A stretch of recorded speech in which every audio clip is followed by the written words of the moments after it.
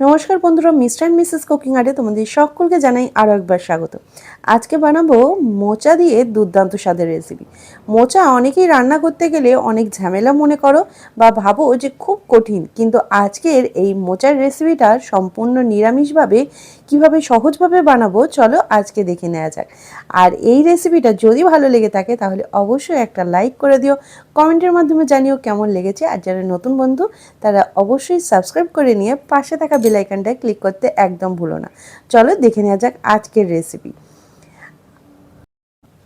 আজকের রেসিপিটা বানানোর জন্য এখানে আমরা একটা বড় সাইজের মোচা নিয়ে নিয়েছি। আর এই মোচাটাকে যে কাটা কতটা সহজ আজকে তোমরা অবশ্যই সাথে থাকো, দেখতে পাবে। কেউ যদি মনে করো যে মোচা কাটতে গেলে প্রচুর ঝামেলা, তার জন্য রান্না একদমই করতে খুব কঠিন, তাহলে কিন্তু আজকের এই রেসিপিটা তোমার জন্য। আজকে এই রেসিপিটার জন্য দেখো মোচাটা আমি বানাবো। প্রথমে মোচাগুলোকে ছাড়িয়ে নিয়ে মোচার এই ফুলগুলোকে আলাদা করে নিচ্ছি। এই ওপরের যে কভারগুলো সেগুলো আমরা নেব না, এই ফুলগুলোকে আমরা নিয়ে দেখো ফুলের যে এখান থেকে আমি ঠিক যেভাবে এই ফুলের যে লম্বা ডাঁটিটা আছে শক্ত মতো সেটাকে বাদ দিয়ে দেবো। সেটাকে বাদ দিয়ে দিলেই কিন্তু হয়ে যাবে। দেখো সেইটাকে বাদ দিয়ে আর সামনে একটা যে এই খোলা মতো রয়েছে, পাতলা একটা ছাল রয়েছে, সেটাকে বাদ দিয়ে দেবো। সেটাকে বাদ দিয়ে এইটাকে আমরা নিয়ে নেব। এইটা দিয়ে কিন্তু তোমরা আলাদা করে বড়া বানিয়েও খেতে পারো। আমি আজকে একসাথেই সমস্তটাই রান্না করছি। আর দেখো এখানে আমি মোচাটাকে আগে এইভাবে কেটে নিচ্ছি। তোমরা কাটার আগে হাতের মধ্যে একটু তেল মাখিয়ে নিতে পারো, কারণ এখানে একটু আঠা আঠা লাগবে। আর এরপরে মোচাটাকে ঠিক এইভাবে আমরা কেটে নিয়ে এটাকে একদম ছোট ছোট করে কেটে নেব। দেখো খুব সহজেই কিন্তু এটা কাটা হয়ে যায়, কোনো রকম ঝামেলা নেই। আর প্রথমেই তোমরা একটা বাটিতে জল রেখে দেবে, যাতে এই মোচাগুলো কাটার পরে সঙ্গে সঙ্গে জলের মধ্যে ফেলবে, তা না হলে দেখবে জলের মধ্যে না ফেললে এটা কিন্তু কালো হয়ে যাবে। তাই এটাকে জলের মধ্যে আমরা দিয়ে দিয়েছি। আর এই জলের মধ্যে দিয়ে সামান্য একটু হলুদ মিশিয়ে দিয়েছিলাম। ভালো করে ধুয়ে তুলে নিয়েছি। এরপর একটা প্রেসার কুকারে আমরা এই মোচাটাকে সেদ্ধ করে নেব। আর এখানে যেহেতু আমরা মোচাটা একটু নিরামিষ বানাচ্ছি, এখানে আমরা মোচার সাথে দিয়ে দেবো ছোলা। কাঁচা ছোলা মোচার সাথে কিন্তু রান্না করলে দুর্দান্ত লাগে। তাই অবশ্যই এই ছোলাটা দিয়ে মোচার এইভাবে রেসিপিটা বানিয়ে দেখো, নিরামিষ দিনে খুব সুন্দর লাগবে। আর এর মধ্যে একটু নুন আর হলুদ আমরা দিয়ে দিচ্ছি। নুন আর হলুদটা দিয়ে পরিমাণ মতো জল দিয়ে এখানে আমরা দিয়ে দিয়েছি কাঁচা ছোলা। কাঁচা ছোলাটাকে দিয়ে প্রেসার কুকারের ঢাকনা বন্ধ করে দিলাম। ঠিক দুটো মতো সিটি আমরা দিয়ে আমরা এটা নামিয়ে নিয়েছি। দেখো মোচাটা খুব সুন্দরভাবে সেদ্ধ হয়ে গেছে। এদিকে আমরা আলু নিয়ে নিয়েছি বড় বড় করে কেটে। আর কড়াইয়ের মধ্যে দিয়ে দিচ্ছি সর্ষের তেল। এই রান্নার জন্য আমরা ব্যবহার করব সর্ষের তেল। আর এখানে সর্ষের তেল কিন্তু দুর্দান্ত লাগবে। আর এখানে আমি আলুগুলোকে আগে ভেজে নেব, যেহেতু আলুগুলো কোনো রকম সেদ্ধ করা ছিল না, তাই আলুগুলোকে আমরা ভেজে নেব। তোমরা যদি আলুগুলো আগে সেদ্ধ করে নিতে চাও সেটাও নিতে পারো। আলুগুলো একটু হালকা ব্রাউন কালচে কালার আসলে, একটু লালচে কালার আসলে আমরা আলুগুলোকে ভেজে সম্পূর্ণ আলুগুলোকে তুলে নেব। এরপরে দিয়ে দেব গোটা জিরে ফোড়ন। গোটা জিরে আর শুকনো লঙ্কাটাকে দিয়ে খুব ভালোভাবে আমরা ফোড়নটাকে আগে রেডি করব।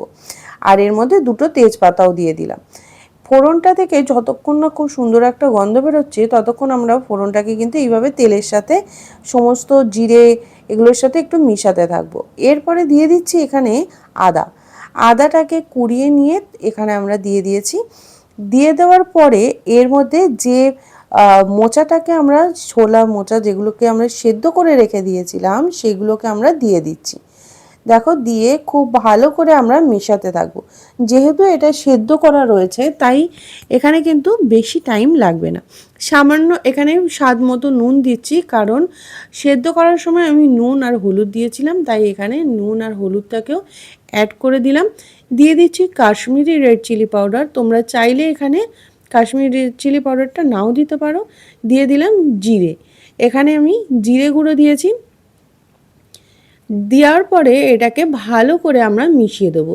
এখানে জিরে গুঁড়োটাকে একটু শুকনো খোলায় নেড়ে তারপরে আমি হালকা একটু গরম মতো করে গুঁড়ো করে নিয়েছিলাম, এতে টেস্টটা খুব সুন্দর আসে। এরপরে আলুগুলোকে দিয়ে সমস্তটাকে খুব ভালো করে আমরা মেশাতে থাকবো 2 থেকে 3 মিনিট, যাতে এই সমস্ত মশলার সাথে এটাকে ভালো করে মিশে যায়। সমস্তটা মিশিয়ে দেওয়ার পরে এখানে আমরা দিয়ে দিচ্ছি জল। জলটা একটু হালকা উষ্ণ গরম করে নিয়েছি যাতে আঙুল ডোবানো যায়, ঠিক সেরকম দিয়ে দিলাম চেরা কাঁচা লঙ্কা। ঝালটা তোমরা বুঝে দেবে, যে যেরকম পরিমাণে ঝাল খাও সেই পরিমাণে এখানে ঝালটাকে ব্যবহার করবে। অল্প পরিমাণে জল দিয়ে এটাকে ঢাকা দিয়ে আমরা হতে দেবো, কারণ মোচাটা সেদ্ধ করা ছিল, আলুটাকে একটু সেদ্ধ হওয়ার মতো আমরা জল দিয়েছি। দেখো একদম হয়ে গেছে, মাখা মাখা মতো খুব সুন্দরভাবে হয়ে গেছে, আর খুব ভালোভাবে কিন্তু আলুগুলোও সেদ্ধ হয়ে গেছে। এর ওপরে দিয়ে দিচ্ছি চিনি, চিনিটাকে দিয়ে ভালো করে মিশিয়ে দিচ্ছি। যেহেতু নিরামিষ রান্না তাই এখানে অবশ্যই চিনিটাকে অ্যাড করবে। দেওয়ার পরে সবার লাস্টে এখানে আমি দিয়ে দিয়েছি একটু ঘি আর গরম মশলা। ঘি আর গরম মশলা দিলে এটাতে আর কিচ্ছু লাগে না, খেতে দুর্দান্ত লাগে। আর এইভাবে এটাকে আমরা প্লেটের মধ্যে নামিয়ে নিচ্ছি। একটু সামান্য ঘি আর গরম মশলা দিয়ে এটাকে আমরা প্লেটে নামিয়ে নিচ্ছি। এটা খেতে এত সুন্দর লাগে, এটা দিয়েই তোমার কিন্তু ভাত খাওয়া হয়ে যাবে। ভাত রুটি সকলের সামনে কিন্তু সকলের সাথে তোমরা পরিবেশন করতে পারো। আর এইভাবে চটপট কিন্তু তোমরা খুব সহজেও বানিয়ে নিতে পারো। যে কোনো নিরামিষ দিনে বলো বা যে কোনো দিনে বলো তোমরা এটা বানিয়ে নিতে পারো, খেতে অসম্ভব ভালো হয়। আর তোমরা এটা বাড়িতে ট্রাই করে জানিও যে কেমন লাগলো। আজকের এই রেসিপিটা যদি ভালো লেগে থাকে তাহলে অবশ্যই একটা লাইক করে দিও, আর কমেন্টের মাধ্যমে জানিও কেমন লাগলো। আর যারা নতুন বন্ধু আছো এখনও পর্যন্ত আমার চ্যানেলটিকে সাবস্ক্রাইব করনি, তাদের কাছে সাবস্ক্রাইব করে নাও, পাশে থাকা বেল আইকনটা ক্লিক করতে একদম ভুলো না। আর যারা পুরনো বন্ধু আছো, যারা এতক্ষণ ধরে দেখছিলে, তাদেরকে অসংখ্য ধন্যবাদ।